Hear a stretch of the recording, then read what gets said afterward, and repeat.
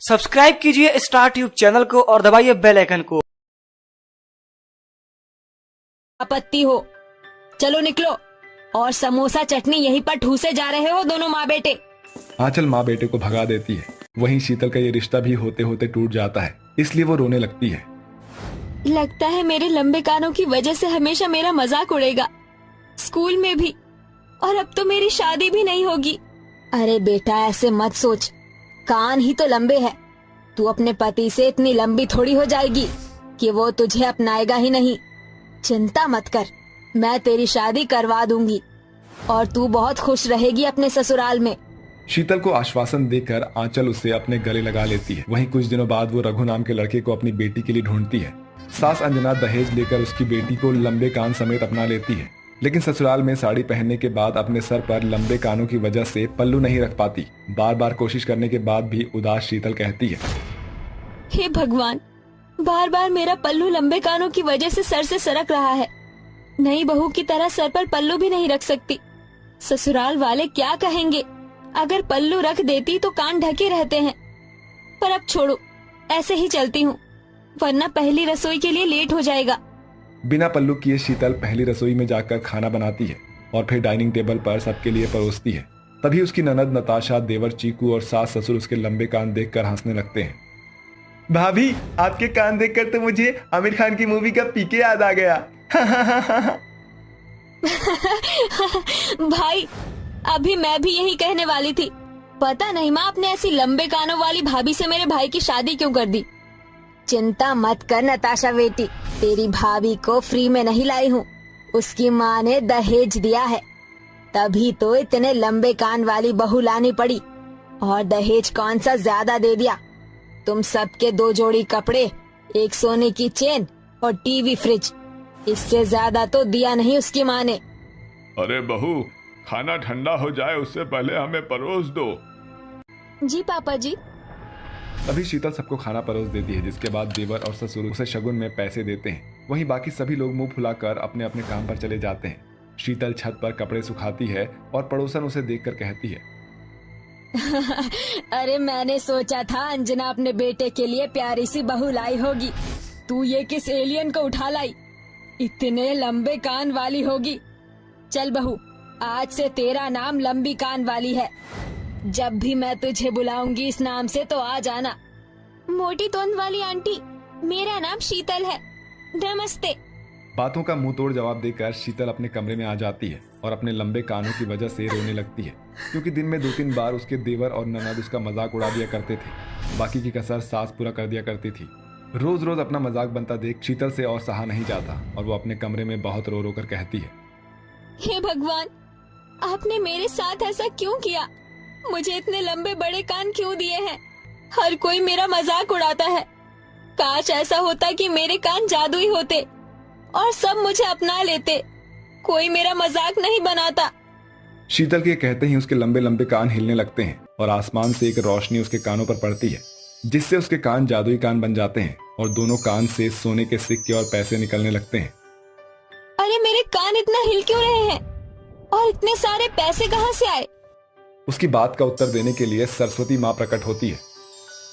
वो इसलिए क्योंकि मैं दिन में एक बार एक व्यक्ति की जुबान पर बैठती हूँ और तुम काफी निराश थी, इसलिए मैंने तुम्हारे कानों को जादुई कान बना दिए। तुम्हारी बात सच हो गई, अब तुम खुशी खुशी अपने ससुराल में रह सकती हो। शुक्रिया देवी सरस्वती। उसकी ये बात सुनते ही सरस्वती माता अंतर्ध्यान हो जाती है। ये सब होता हुआ उसका पति रघु देखकर कहता है, शीतल, ये सब क्या है? इतने सारे पैसे और सोने के सिक्के, ये सब कहाँ से आए? रघु जी, मैं अभी बहुत परेशान होकर खुद को कोस रही थी और मैंने ये बोला कि मेरे कान जादुई बन जाए। तभी मेरे कान जादुई हो गए कि सरस्वती माता ने कहा कि मैं दिन में एक बार जुबान पर बैठती हूँ, इसीलिए तुम्हारी ये बात सच हो गई। बस उनकी बदौलत मेरे पास ये पैसे आ गए। ये तो बहुत अच्छी बात है। अब तुम्हारा कोई मजाक नहीं बनाएगा। तुम्हें बुरा मानने की कोई जरूरत ही नहीं है, क्योंकि तुम्हारी कमी ही अब तुम्हारी खूबी बन गई है। जी रघु जी, बताइए आज आप क्या खाएंगे? मैं वही बनाती हूँ।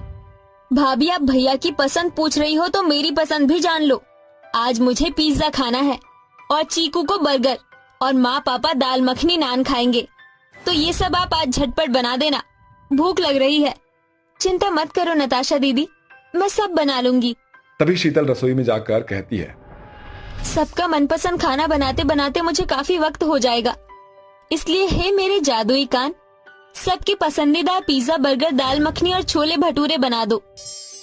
उसके कहते ही जादुई कानों से सारा खाना प्रकट हो जाता है, जिसे खाकर घर के सभी लोग खूब तारीफ करते हैं।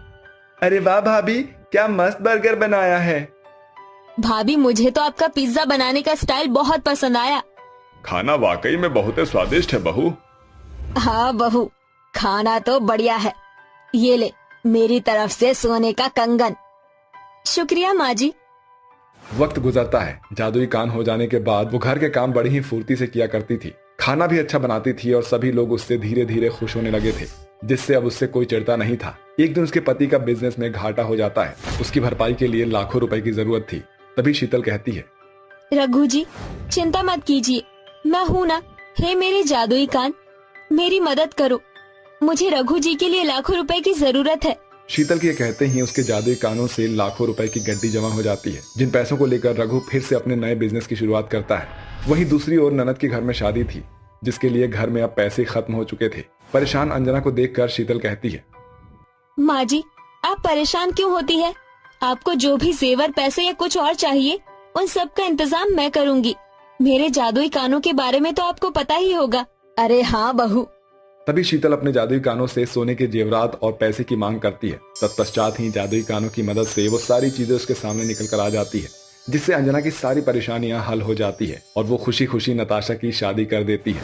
यदि घर पर कोई गरीब भिखारी आता तो शीतल उसे अपने कानों के जरिए खाना खिलाती थी। हे मेरे जादुई कान, मुझे कुछ पैसे और खाने की जरूरत है, मदद करो। ये कहते ही वो कुछ पैसे और खाना लेकर गरीब को दे देती है। इस तरह घर में सभी लोग शीतल का सम्मान करने लगते हैं। कोई भी उसे लंबे कानों की वजह से अब खरी खोटी नहीं सुनाता था। उससे अब सभी प्यार करते थे और वो अपने जादुई कानों का इस्तेमाल करके गरीब बेसहारा लोगों की भलाई किया करती थी। जय खारा माँ शेरा वालिदा, भोल साचे दरबार की जय। रमैया की विदेशी बहू ट्रिफेना जोर जोर से माँ दुर्गा का जयकारा लगा रही थी और लड़कियों को एक कतार में बिठाकर उनके पांव धोकर अपने आंचल से पोंछकर उन्हें अपने हाथों से बना हलवा, चना और पूरी का प्रसाद परोसकर कंजक खिलाती है। उसकी सास रमैया नवरात्रि के उस रोज खुशी से भर गई थी। तभी अचानक से उसकी आंखों के आगे पिछले कुछ दिनों पहले बीती बातें झांकने लगती है। जय अम्बे गौरी मैया, जय श्यामा गौरी, तुमको निश दिन ध्यावत हरि ब्रह्मा शिवरी, मैया जय अम्बे गौरी। हरिपुर गांव में रहने वाली रमैया का हर दिन पूजा पाठ से शुरू होता था, इसलिए वो माँ दुर्गा की भक्त थी। उसके घर की रसोई में लहसुन प्याज का छौंका भी नहीं लगता था। रमैया पूजा पाठ में बहुत पक्की थी, इसलिए वो ऐसी बहू चाहती थी जो 36 गुणों से भरी हुई हो। तभी एक सुबह कोई दरवाजा खटखटाता है। तभी रमैया दरवाजे की तरफ जाते हुए आंगन में सो रहे अपने पति देव देवानंद को देखते हुए कहती है, ये देखो, कब से कोई दरवाजा खटखटा रहा है और ये बुढ़ऊ खटिए पर पड़े पड़े नींद खींच रहे हैं। जैसे ही रमैया दरवाजा खोलती है तो सामने खड़े अपने बेटे विपुल के साथ खड़ी ट्रिफेना के छोटे कपड़े देखकर उसके होश उड़ जाते हैं। तभी उसका बेटा विपुल अपनी माँ के पांव छूता है और कहता है, प्रणाम माँ। शिव शिव शिव। अरे विपुल, किसने कहा था तुझे 7 समंदर पार से ये झंझट उठाकर लाने को? जरा देख तो इस अंग्रेजनिया के कपड़े कितने छोटे हैं। बस मेरे कपड़ों में क्या प्रॉब्लम है सासू मॉम? विपुल, ये विदेशन मुझे सास क्यों कह रही है? अरे तेरे मुंह में दही जम गई है क्या? कुछ बोलता क्यों नहीं? माँ, ये ट्रिफेना है, आपकी बहू। अरे मोरी मैया, क्यों री मेरी नाकारी औलाद। मैंने तुझे विदेश पढ़ने इसलिए भेजा था ताकि तू बड़े डॉक्टर की डिग्री लेकर आएगा, मगर तू तो मजनू की डिग्री लेकर आया है। इस फिरंगी बहू ने मेरे सारे अरमानों पर पानी फेर दिया। अरे क्या हुआ विपुल की अम्मा? अरे काहे सुबह सुबह भिनिर भिनिर कर रही हो? अरे देखो देखो, तुम्हारा बेटा हमारे लिए विलायती बहू लाया है। अरे इतनी खुशी की बात है